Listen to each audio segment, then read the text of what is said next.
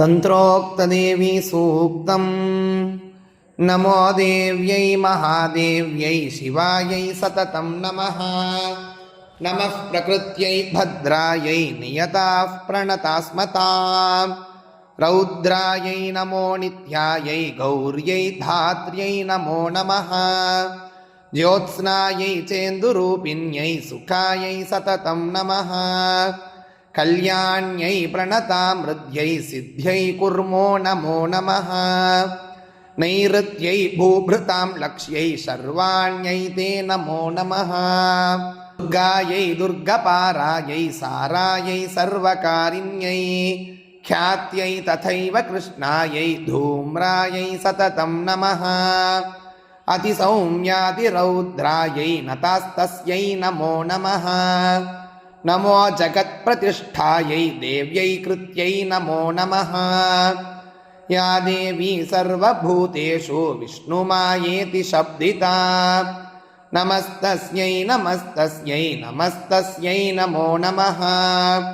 या देवी सर्वभूतेषु चेतनेत्यभिधीयते नमस्तस्यै नमस्तस्यै नमस्तस्यै नमो नमः। या देवी सर्वभूतेषु बुद्धिरूपेण संस्थिता नमस्तस्यै नमस्तस्यै नमस्तस्यै नमो नमः। या देवी सर्वभूतेषु निद्रारूपेण संस्थिता नमस्तस्यै नमस्तस्यै नमस्तस्यै नमो नमः। या देवी सर्वभूतेषु क्षुधारूपेण संस्थिता नमस्तस्यै नमस्तस्यै नमस्तस्यै नमो नमः। या देवी सर्वभूतेषु छायारूपेण संस्थिता नमस्तस्यै नमस्तस्यै नमस्तस्यै नमो नमः। या देवी सर्वभूतेषु शक्तिरूपेण संस्थिता नमस्तस्यै नमस्तस्यै नमस्तस्यै नमो नमः। या देवी सर्वभूतेषु तृष्णारूपेण संस्थिता नमस्तस्यै नमस्तस्यै नमस्तस्यै नमो नमः। या देवी सर्वभूतेषु क्षान्तिरूपेण संस्थिता नमस्तस्यै नमस्तस्यै नमस्तस्यै नमो नमः। या देवी सर्वभूतेषु जातिरूपेण संस्थिता नमस्तस्यै नमस्तस्यै नमस्तस्यै नमो नमः।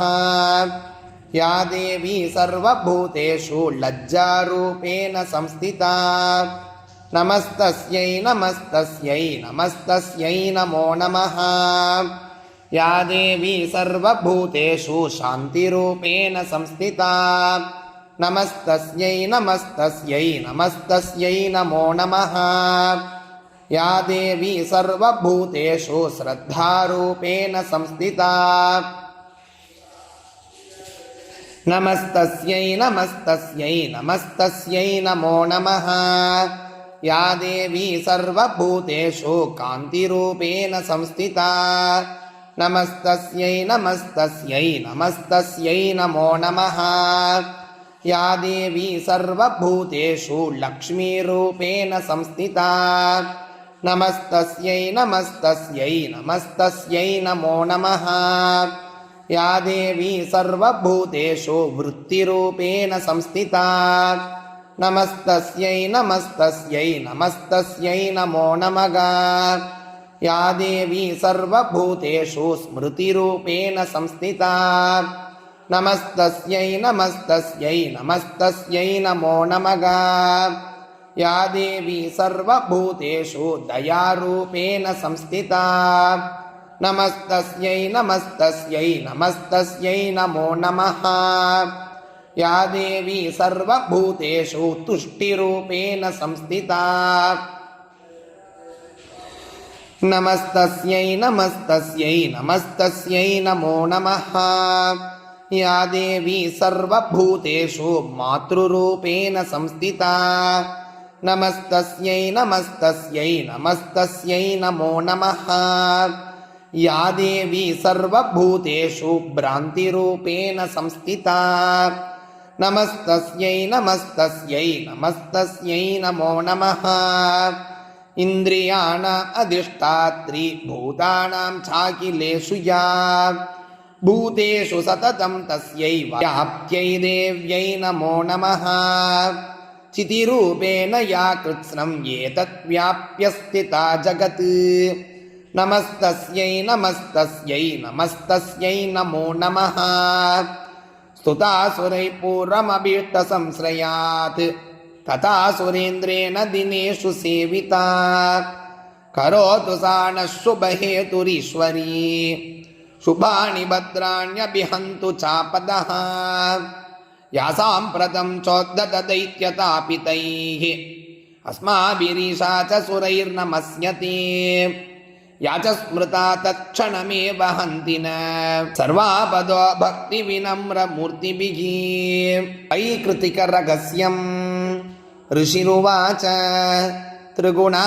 तामसी देवी सात्विकी या त्रिधोतिता सा शर्वा चण्डिका दुर्गा भद्रा भगवतीर्यते योगनिद्रा हरेरुक्ता महाकाली तमोगुणा मधुकैटभनाशार्तं यां तुष्टा वाम्बुजासनः दशवक्त्रा दशभुजा दशपादाञ्जनप्रभा विशालया राजमाना त्रिंशल्लोचनमालया स्फुरद्दशनदंष्ट्रासा भीमरूपापि भूमिप रूपसौभाग्यकान्तीनां सा प्रतिष्ठा मगाश्रिया खड्गबाणगदाशूलशङ्खचक्रभिषुं शुण्डिभृत् परिघं कार्मुकं शीर्षं निश्चोदद्रुदिदं ददौ एषा सा वैष्णवी माया महाकाली दुरत्यया आराधिता वशीकुर्यात् पूजा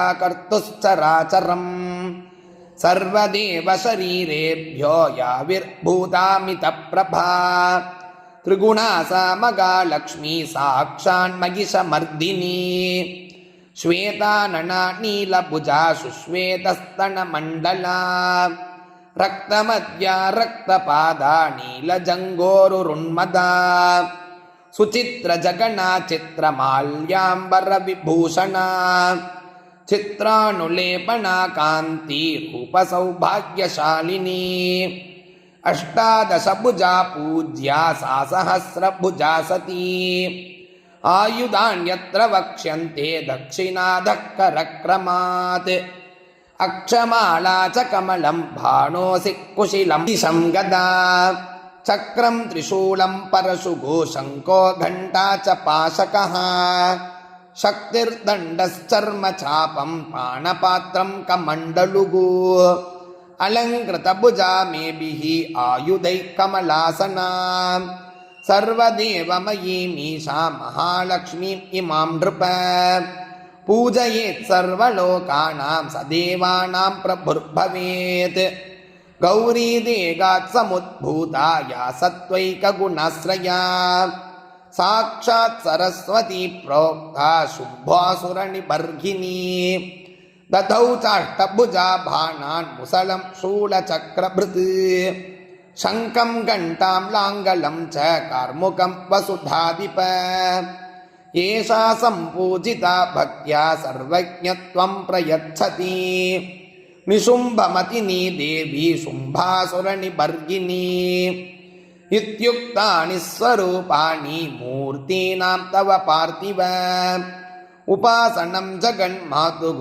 पृथगासां निशामय महालक्ष्मीर्यदा पूज्या महाकाली सरस्वती दक्षिणोत्तरयोः पूज्ये पृष्ठतो मिथुनत्रयम् विरञ्चिस्वरया मध्ये रुद्रो गौर्या च दक्षिणे वामे लक्ष्या ऋषिकेशः पुरतो देवतात्रयम् एकादशभुजा मध्ये वामे चास्या दशानना दक्षिणेष्टभुजा लक्ष्मी महतीति समर्चयेत् अष्टादशभुजा चैषा यदा पूज्या नराधिप दशानना चाष्टभुजा दक्षिणोत्तरयोस्तदा कालमृत्यौ च सम्पूज्यौ सर्वारिष्टप्रशान्तये यदा चाष्टभुजा पूज्या शुम्भासुरनिबर्हिणी नवास्या शक्तयः पूज्या तदा रुद्रविनायकौ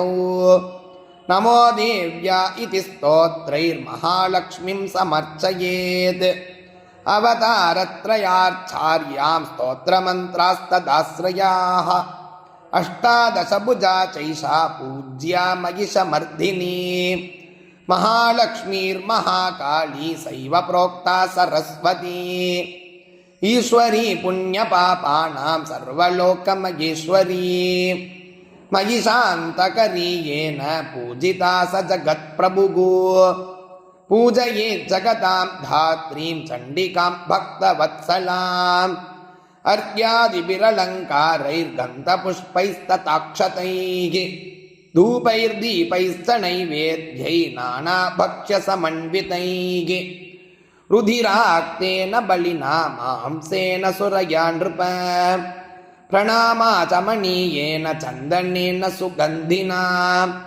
सकर्पूरैश्च ताम्बूलैर्भक्तिभावसमन्वितैः वामभागे क्रतो देव्याश्चिन्नशीर्षं मगासुरौ पूजयेन्महिषं येन प्राप्तं सायुज्यमीशया दक्षिणे पुरतः सिंहं समग्रं धर्ममीश्वरम् वागणं पूजयेद्देव्या धृतं येन चराचरं याच्च स्तवनं धीमान् तस्या एकाग्रमानसः ततः कृताञ्जलिर्भूत्वा स्तुवीतचरितैर्त्रिमैः एकेन वा मध्यमेन नैकेनेतरयोरिग चरितार्थं तु न जपेद्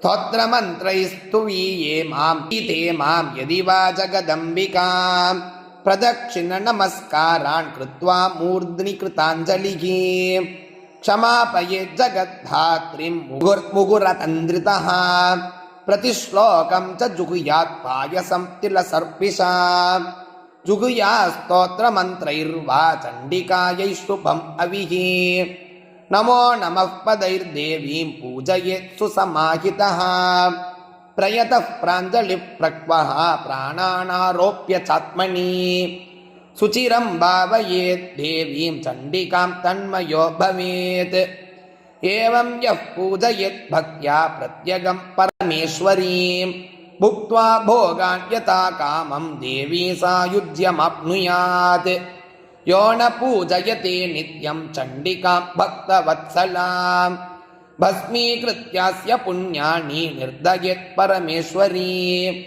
तस्मात् पूजय भूपाल सर्वलोकमहेश्वरीं यतोक्तेन विधानेन चण्डिकां सुखमाप्स्यसि।